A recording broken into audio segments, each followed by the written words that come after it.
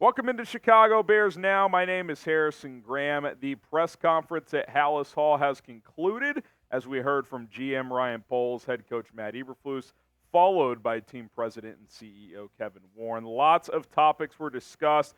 Had to narrow it down a bit, otherwise we'd be here all day. So I've got 5 main topics and then some other nuggets I want to dive into a bit here, so stick with us. Number one, and I think talking about quarterback is obviously the most relevant. Based on what I took from what they said, Justin Fields' future is up in the air. He could be back. They could stick with him. They could draft a quarterback. And I just want to go through some of the snippets, some of the quotes here. Poles said when asked about the QB position that we're in information gathering mode. Obviously, that means they're going to look into the draft prospects, etc. Caleb Williams, Jaden Daniels, Drake May, whoever else. So he acknowledged that. He also acknowledged that, hey, Justin did get better. He can lead this team. So I thought that was a strong endorsement, saying he can lead this team, because something he mentioned over and over again was not just the film and the on-the-field playing, but the mentality of being in Chicago. And to me, that's confirmation of what we all kind of know, that Fields can handle the pressure of being the quarterback. Now, can they find an on-field product that's an upgrade that can also handle the pressure and the mindset that you have to have of being this city's quarterback? That's the big question. If they can find that, it's going to be hard to turn that down. Poles also acknowledged, hey, this is a unique situation. I did not necessarily expect to have the number 1 pick this year. So, again, that's why he's certainly open to keeping Fields or drafting a quarterback. I don't think it's necessarily going one way or the other. I kind of mentioned this already, but he said it's not just the film, it's about the person. Again, talking about the mentality, being a leader of this team, in between the ears, dealing with the fan base, the media, all that plays in to being the quarterback in this city, in Chicago, and for the Bears. And there's a reason that there hasn't been a ton of quarterback success in this town, because it's a lot to take in. Can Caleb Williams do that? Can Drake May? We'll see. And then also this too. So last year, Ryan Poles made the decision shortly after the Combine that, really probably before, but it was kind of public after, that number 1 pick's for sale. I'm keeping Fields and I'm trading the number 1 pick. He said this year, in my mind, I'm taking this to April, leading this up to the draft. Like, I don't think, and this could change, of course, depending on how the Combine goes and leading up to free agency. He doesn't sound like someone who's going to trade Justin Fields or the number 1 pick before free agency. So that's a very, very interesting timeline, because obviously if you keep Justin Fields and build an offense around his skill set, we'll get to the coaches, that impacts what type of players you would bring in free agency and the draft, I would certainly think. And obviously free agency is before the draft, so that's notable. Obviously they're going to evaluate all the top quarterbacks. This is my top 5 list of guys right now: Caleb Williams, Drake May, Jaden Daniels, Michael Penix Jr., and J.J. McCarthy. They'll definitely look into all these guys. There's a chance McCarthy goes back to school, but the top 4 are all going to be entered into the draft. And look, a lot of the talk is going to be about Caleb Williams. We know that. And I said the other day, he's probably, don't know for sure, but probably an on-field upgrade. Like, he was a better prospect coming out than Fields was a few years ago. I don't think there's a wide gap there, but I do think he's a better prospect. But again, it's all about the mentality and in between the ears. And not all about, but that's a big part of this. And Poles acknowledged that. I mean, he flat out said it, hey, I need someone who can handle all of that stuff. And we know Justin can. That is something he absolutely can. So we will see what this looks like here in a couple of months. But I want to ask you guys, who will be the Bears quarterback in 2024? If you had to guess right now, you think it's going to be Justin Fields? You think it's going to be Caleb Williams? Get your names in the comments right now. All right, number 2 here, coaching decisions explained. So why was Matt Eberflus kept? Why was Luke Getsy fired? Well, Ryan Poles said it was his call, quote, my call, to keep Matt Eberflus. Obviously, Kevin Warren was involved in that discussion, and George McCaskey was kept informed. But Ryan said it was his call. So I think we can put the whole thing to bed, and I know theories have been out there for a while now, but at the end of the day, Ryan Poles, if he wanted to, could move on from Flus, all this stuff. He was gifted Flus. He didn't have a choice. No, Ryan Poles wants Matt Eberflus. So if this doesn't work, that's on Ryan Poles. Like, he didn't have to hire him 2 years ago. He didn't have to, even if you want to say they said, hey, this is our top guy, and he signed off on it, Well, he could have pivoted off right now. He did not. So if this doesn't work, that's on Ryan, okay? I do think it's important to get that out there. Now, as far as Getsy goes, Eberflus made that decision. He said, look, I think he went to polls and said, look, this offense isn't good enough. Something that Flus said repeatedly throughout this press conference that I found interesting is that any good coach needs to have the ability to adapt and to adjust. What have I been saying for months? Getsy's plan A's are good, but when plan A gets shut down and defenses kick it into gear, he doesn't adapt well. He doesn't adjust well. So I think that was a clear kind of message like, hey, we need to find somebody who, is a good player caller for 4 quarters, not just, the first couple of drives, which is what we've seen often over the last couple of years. The Bears' 2023 offense wasn't good enough. It was better, but, nothing super, earth-shattering if we're being completely honest. And we've been over Getsy's shortcomings. I just mentioned some of them. Plan B, C, not really existent. His inconsistent usage and development of Justin Fields, I think, stands out. And at the end of the day, it just wasn't good enough. So they obviously have decided to move on there. Now, make the call. Who will be the Bears' offensive coordinator in 2024? If you had to drop a name right now, who's it going to be? Who will be the Bears' offensive coordinator in 2024? Now, today's show is sponsored by Mando. Don't be stinky. Smell great regardless of the situation. You've heard it before, new year, new me, but this year it's all about new year, no stink.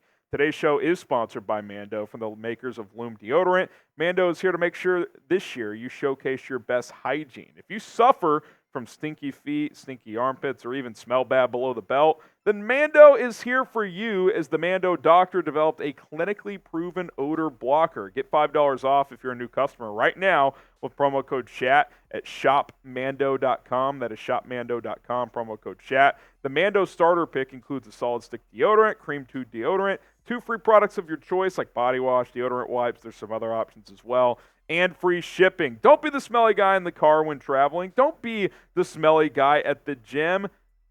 Ditch that stink and get going with Mando today. Again, go to shopmando.com and use code CHAT to get $5 off. It's code CHAT, $5 off. You got plenty of product here in the tube. You can shop with it. The whole starter kit can fit in your travel case. And guess what? $5 off is 40% off the entire starter pack. Code CHAT at shopmando.com. That link and promo code will be in the comments and in the description of this video. Okay, number 3. The Bears, and Matt Eberflus specifically, because he was the one who talked about this, very confident in the coordinator search. And that does include defensive coordinator. We'll get to that in a minute. He said our phones have been blowing up. Now, is that coach speak? Is that just, some let's fire up the fan base type of quote? I don't know. But I do think there should be some interest. Now, I do wonder if some candidates will be nervous that if next year doesn't go well, Matt Eberflus gets fired, which means they could be fired. Insert candidate here. But this is a team that is on the rise, has a ton of cap space, good defense in place, and the number 1 overall pick, and Justin Fields. So there are reasons to like this opening if you are an offensive coordinator, if you are a defensive coordinator. So I do think there is some legitimacy to that. Again, if you're watching live right now, here in a little bit, we'll get into some Luke Getsy replacements. We'll take a look at 10 offensive coordinator candidates. All right, number 4 here. I don't love this. Matt Eberflus, non-committal on calling defensive plays. Now, I think in the end he probably will.